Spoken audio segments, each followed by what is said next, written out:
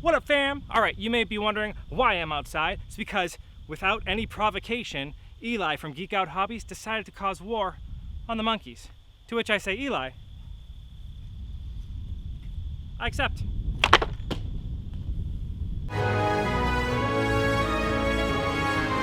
Welcome to Skill Tree, where we learn how to do just about everything. Now, as I mentioned before, Eli from Geeked Out Hobbies lost his mind and decided to call war upon the monkeys. Now, I left a link to that video in the description below, but here's the gist. He built a shield to better prepare himself and his subscribers for what he called the monkey army. So I, of course, built a ballista. I mean, that's like the natural order of things, right? He sees them building armor and stuff, so he builds a shield. So I build a siege weapon that could take down a man in armor or a horse.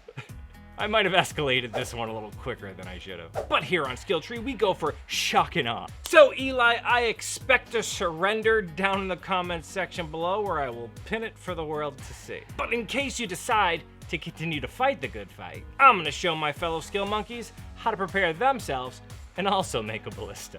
So we have a lot to cover and the drums of war are sounding, so without much further ado, let's level up this skill, the frame. So the material I used for the majority of this build consists of one 2x6, one 2x3, and four 2x4s. I also snagged this sweet scrap of pallet wood with this little channel in the middle, which is great because the rail of the ballista where like your ammo kind of sits and it guides it forward is a little channel. It's perfect. I just had a pile of it that they were just giving away at Home Depot, so I snagged 2 pieces of it. Man, Clever loves him some free stuff. Actually, I picked all of this up at my local Home Depot. So this is like a Home Depot siege weapon. They should put that in their commercials. What are your weekend plans? Need to storm a castle? Only at the Home Depot. Hey, Home Depot, want to pay me for advertisements? It's not a lie, technically. We did build a siege weapon. Anyways, I arbitrarily decided to make this bad boy 3 feet long. So that's what I cut the top and bottom plate. I also cut 2 at 16 inches long to set the height of the box and support its center. With that all cut, I find the center of the board and make a mark. Then I use my pallet board to mark for the width. Now I just use that because it is going to be that center rail and that's the space it's going to be fitting in, so I want it to fit snugly. Using a speed square, I transferred those lines from the top to the bottom plate, so I was sure they'd line up exactly the same. Now that that's mapped out, I lined up my 16-inch uprights with those marks and clamped them together to keep everything from moving. Then I just pre-drilled and locked everything into place with some screws. So we have those center supports in place easily enough, but the sides are going to be a little bit more involved. So this is because the limbs are going to be kind of hitting those side walls, and the more those limbs can kind of move in towards the middle, the more power there's going to be in the whole ballista. So I want to give that as much space as possible. If I just have them regular verticals, it's going to hit and they're going to be kind of starting at an angle. To that end, I want to go for this shape. That curve is going to allow the limbs to start straight, thus giving it a lot more travel so it can build up a little extra energy. To make this, I busted out my 2x6 and cut 2 pieces at 16 inches long. Next, I lined up a piece of 2x4 with one of the edges and used it to trace a line. Then I moved to the opposite edge and did the same. This leaves me with 2 lines just off center. After finding and marking the center of the board, I used a roll of duct tape and lined it up with one of my lines, then traced the arc from the center to the edge. Then I moved the tape to the other edge and did the same thing, terminating that arc at the second line. This leaves me with 2 semicircles like so. Now using those as a guide, I draw in a gradual transition from the tip of the circle out to the edge, keeping it as smooth as possible. After scribbling out bits that I wanted to remove, this lazy curve emerges. Then I just use my jigsaw to remove that excess material, leaving me with my desired shape. Once both are made, I go ahead and sand away any of the rough edges caused by my saw and get them looking sexy. And I really think these things look nice. Like, it has a functional purpose, right? Like, I want them for the extra limb space. But it also just really looks kind of professional. They came out way better than I thought they were gonna. With those ready to go, I position them at the ends of the frame, ensuring that they're flush with the end before locking them into place with some screws. And again, fam, that looks pretty slick right there. Now, because there's going to be so much force applied on the top and the bottom, I decided to add a second plate to both ends. So unlike a bow, a ballista doesn't get its power from like the arcing of a piece of wood or other material. Instead, it uses twisted rope and tension to build up that extra energy that's gonna release when you release the string. So with that in mind, we're gonna need some space for the ropes to come through. In order to accommodate this, we need to cut holes through the top and the bottom plates. To do this, I first found the center of that space. Then I used an 1.5-inch hole saw and cut a hole all the way through the top plate. Then I flipped it over and did the same thing on the bottom. And when all is said and done, I have 4 perfectly aligned holes all the way through the frame. So in order for us to build up that energy, we need to start with the rope already really twisted. The way I planned on tightening those up was with these 1-inch by 5-inch pieces of pipe, which I could just twist to achieve the tension I needed. To stop them from unwinding again, I figured I would just cut pieces of my acquired pallet board and use them to help seat the pipe into place. To facilitate this, I just cut the same size hole in their centers and lined them up with the holes already in the frame. Now I'm kind of speeding through that bit a little bit because they actually didn't work out how I wanted them to. Like, yeah, that little groove definitely seated the pipe in and it makes it so that they lock into place, but it also makes it way harder to get any extra torque after it's reached a certain point. Like the ballista I made, at a certain point I was just like, you know what, this is gonna be strong enough, we'll test it out, and it was definitely strong enough. But it could be way stronger if I just twist it a little bit more. So yeah, eventually I might remove those cap pieces, but I just have them on here so that you wouldn't be confused when you see them on there suddenly and you're like, well, what the hell are those things? But okay, with that, the frame part is all done. It's time to give this sucker some legs and move on to standing tall. So during my research, I saw a whole bunch of ballistas with like big pedestal stands with cross braces coming out in all these different... I was A, on a pretty tight schedule, and B, way too lazy to do that. Instead, I decided to cheat and bought some of these sawhorse brackets. These are simple little metal alligators and only cost me $9. So I cut my legs at 34 inches long and set them into the brackets. Then locked them in place with some screws. Then I just threw in this piece of scrap 2x4 and tested the strength. And fam, I am proud of that time saver. What would have been like taking me an hour or 2 to figure out exactly how to put this base right, took me maybe 5 minutes to put together. Those sticks are super simple. And it was really strong. Like I could pick myself up on it and sway myself. The thing worked really well. Call that a victory. A lazy, lazy victory.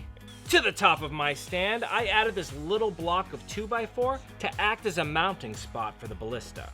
Now, I could have just like screwed it into place or put some kind of pole and stuck it through so it could at least swivel left and right, but I had this image in my head of like that scene from one of the Hobbit movies. They're horrible movies, I'm sorry to bring them up. But for that scene where Smaug is flying overhead and Bard has his ballista and he's able to just kind of follow it around as he flies. I thought that was really cool, and I really wanted this thing to have that functionality, to be able to swivel up and down, left and right, just kind of follow something flying around. So I had another lazy idea. I'm gonna call them genius ideas. Smarter, not harder? I don't know. No, it's lazy. It was pretty lazy. I went ahead and grabbed one of these casters with a little swivelly bottom. Then I just removed the nut and the bolt to get rid of the wheel, leaving me with this perfect little swivel mount. To connect it to my frame, I just cut a block of 2x4 and locked it into place with a couple of L brackets.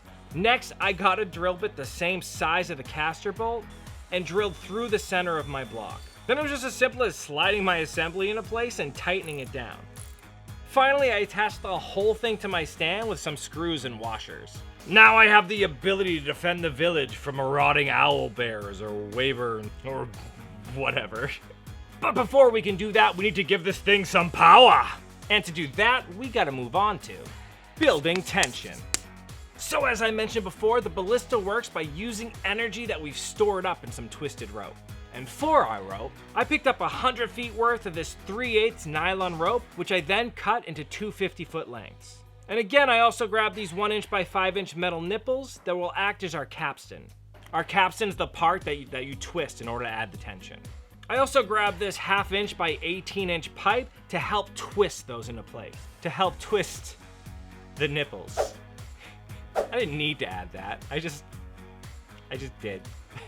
For starters, I tied one end of my 50-foot length of rope to a pipe and fed it through one of the holes. Then I passed it back out through the hole directly across from it until the line was taut. Next, I wrapped that line over another bit of pipe and sent it back through the holes to where it started its journey. I used a bit of blue tape to mark over where it crossed over the top of the pipe. I also did the same on the other side as well.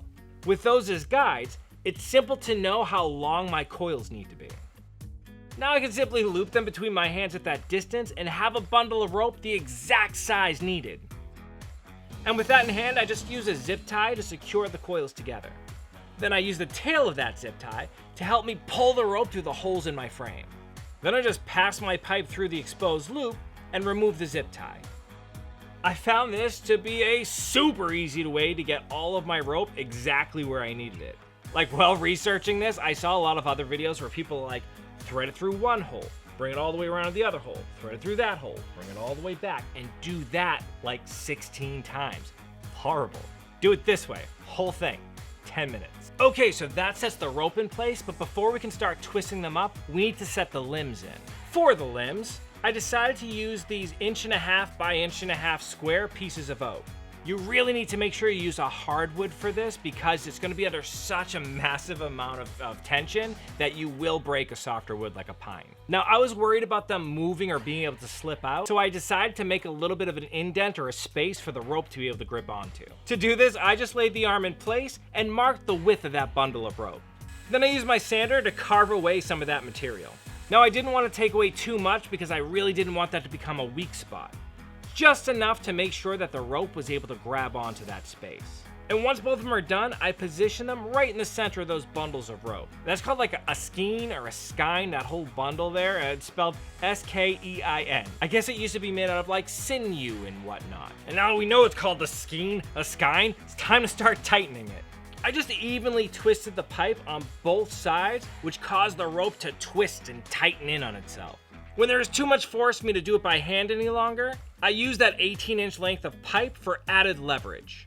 Once these are twisted, that arm is way too hard to move by hand. Definitely way more force in it than in like my regular bow. And again, there could have been a lot more if it wasn't for that like weird cap thing that I did. I will probably remove those soon. And at this point, with those ropes in place, it's really starting to look like something. Like, you look up pictures of ancient Roman ballistas and they look like that. You got the twisted ropes and the limbs coming out of it. Started to get excited when I saw that. But like I said, at this point, those arms would be way too hard for me to pull back by hand. In order to overcome this obstacle, we need to get our engineering on and build a winch. So I toyed with the idea of buying a winch because so far I've been pretty lazy about some of the other stuff I've done. But I saved a bunch of time and I thought it would be really cool just to try to build one myself. And it actually turned out to be really easy. Like for the whole gear and keeper assembly, I just found a picture on Google and printed it out. And I took that and I stuck it to some 3/8 plywood with some spray adhesive. Then I just got to cutting it out with my jigsaw. And using this to make my gear was stupidly simple. The finished result is this perfect ratcheting gear in a little keeper pair. So next, I needed to find a way to attach it to the side of my rail. To do this, I lined up the rail on its side with some plywood. Then I used my gear as a guide to notate the shape that my sidewalls needed to be. This left me with this shape for my little gearbox, which I cut out with my jigsaw. After cutting out 2 of these, I positioned them on either side of the end of my rail and screwed them into place. And with that, I have a place for my ratchet assembly to live. So the way this is going to work is we got the ratcheting gear on one side and the keeper, so it only spins in one direction, and we got the crank on the other side, and connecting the two together is going to be a little pole. So to make that happen, I first used a spade bit to make holes on either side for my bar to pass through. Now for the pole, I'm just using a 1-inch poplar dowel. After feeling out how far I wanted the crank to be, I cut off all the excess length of that dowel. Then I realized there was a problem, because any hole saw I have or whatever is gonna make a round hole, and the dowel is round, and I'm afraid it's just gonna kind of spin free inside of that gear. But to solve this problem, I first marked the width of my plywood onto the end of the dowel. Then I drew in lines for where I wanted to flatten the end. After that, I just cut out the material with my pole saw. By flattening these areas, I'm going to give a place for my gear and my crank to actually grab on rather than just uselessly spinning free. To make sure they marry perfectly, I trace that end shape onto my gear and cut it out carefully with my jigsaw. The cutout shape is an exact fit for the end of my dowel. With it like this, it shouldn't have any trouble turning under tension. That worked so well, I did the same thing on the other side of the dowel to lock the crank into place. And for that crank arm itself, it's nothing fancy, it's just a shape that I thought would work for the intended purpose. You can kind of make it look like whatever you want. But once I stuck that in place, I realized I needed a way to keep the whole assembly from sliding around. So I just drilled a hole through the dowel close to one of the walls and slid a smaller wooden dowel into place, thus Russian nesting dolls my dowels to lock the whole thing into place. Now to wrap this bit up, I positioned the catch where it needed to go and locked it in with one screw in its center so it can still pivot in place. Next, I added a small eye screw to the back of the catch and threaded an elastic band through it. Then I just stretched that elastic down to take note where an anchor screw needed to go. That rubber band locked onto a little anchor screw provides tension, ensuring the catch always stays engaged with the gear, only allowing it to turn in one direction. Whew, alright, I know that was a lot to take in, but we are on the home stretch, I promise. We can now move on to final assembly. Alright, so to start wrapping this thing up, we need to attach that rail onto the frame. Now, I want the top of that rail to be in line with the string so that when we place our ammo on it, it's gonna hit the ammo no matter what. So to add a support at that height and give us something to rest it on, I cut these two blocks at that height and screwed them together. Then I just set them there and locked them into place with some screws. Now at this point, I realized that if I put it together in here, it was gonna be too big to move out there. So I braved the light of day and moved this bad boy outside. Now because when we're cranking this thing back, all the force from that string is gonna be on that rail pushing it forward, I decided to add this piece of plywood to give it something to push against and spread that force out a little bit. Then I positioned the rail in place and locked it in with some screws. At this point, it is looking so cool! It can move freely and honestly, it just looks so badass. Alright, calm down, we're almost through this. It looked badass though. Now, so I wouldn't have to hold it while I'm trying to crank it and load it and all that, so I decided to make legs out of 4.5 foot lengths of 2x3. I just screwed these to a small piece the same width as my rail, and then attached them to the ballista with one screw per side to allow it to still swivel. This way, I can vary that height as needed. Now over on the limbs, I marked lines all the way around 2 inches from the end. And then I used the Dremel just to make a groove for the string to occupy. Then I just ran a doubled up piece of paracord to use as my drawstring. And again, there was no way I was gonna be able to pull that drawstring back myself. Luckily, we made a winch. By drilling a hole in the dowel inside the assembly, I was able to pass some paracord through and tie it into place. Then I made sure I had enough of that paracord to reach the drawstring, and I tied a loop on the end. To that loop, I added a small S-hook that allowed me to capture that drawstring. So that, at least, gave me a way to draw the string back. But I had no idea how I was actually gonna fire the thing, right? Like, it's under tension on a hook. I couldn't get that off if I wanted to. And this took me a long time to figure out how I was gonna do it. Finally, I came up with this little number. It just consists of a block of wood and this little screw hook. First, I drilled a hole in the block, then screwed that hook into place. Then, I positioned it so that the hook would catch the string and locked that into place with one screw so it could still swivel up and down. So here's the idea. After the winch draws in that string, the hook is lowered down to cover it. In the back, a bit of dowel on a string is wedged behind the block, stopping it from being able to move. When the stick is pulled free, the block pivots and the string is released. It's super simple and cool and completely theoretical. I had no idea if it was gonna work or not. But I figured, what the hell, in for a penny, in for a pound. So I hooked my string and started cranking that bad boy back. And the winch worked perfectly. Again, I just kind of printed a thing out and cut it, and I made it, and in theory it should have worked, but I'm really happy with how that worked. That's really cool. Once my lock and trigger were set, I released the tension on the winch and let the hook hold all the weight of the string. And it actually worked. I was honestly surprised. I was expecting it just to kind of trigger itself and just scare the shit out of me, to be honest with you. So yeah, at that point, there was nothing left to do but load. Oh, and real quick, I made a bolt for it. This thing is ghetto and crazy. It's just a piece of hickory from like a rake handle and a spike driven into the end of it. Effective, but really, really heavy. Probably way too heavy for what I'm doing here. So yeah, I loaded my makeshift cow killer into place, and holy crap, it worked! This thing is so badass! Considering I didn't turn the ropes as hard as they would go, and that my bolt is so crazy heavy. This thing actually shoots pretty far. Seriously, not bad for a hardware store siege weapon I made in my basement. I like this show. I like the things we do. Well, there you have it, my monkey army. Should our wannabe enemy not back down his aggressive posturing, I'm gonna need you guys to make, I don't know, you think 1,000's too few? 1,000 Ballista all lined up in a row? Tell you what, we'll start with 1,000. We'll see if he runs. Seriously, Eli, friend of the show, thank you for issuing a challenge. Always makes it fun to have something to play with. Definitely go check his channel out, link in the descriptions below, and watch to see if he has a rebuttal for us. Before you go, though, why don't you hit me some of that thumbs up love if you like what you saw, and don't forget to subscribe so you know when I release new content. Also, if there's anything you'd like to see me cover, why don't you leave it in the comment section, and I will add it to the list. Oh, and before I go, I wanted to thank my newest high-tier Patreon, Stefan Huber, or Huber. I don't want to butcher your name, I'm sorry. I really do appreciate your support. All of you Patreon members make it so that I can do bigger projects like this, like make a friggin' Ballista in my basement. It really does mean the world to me that you're willing to help out. I really do appreciate it.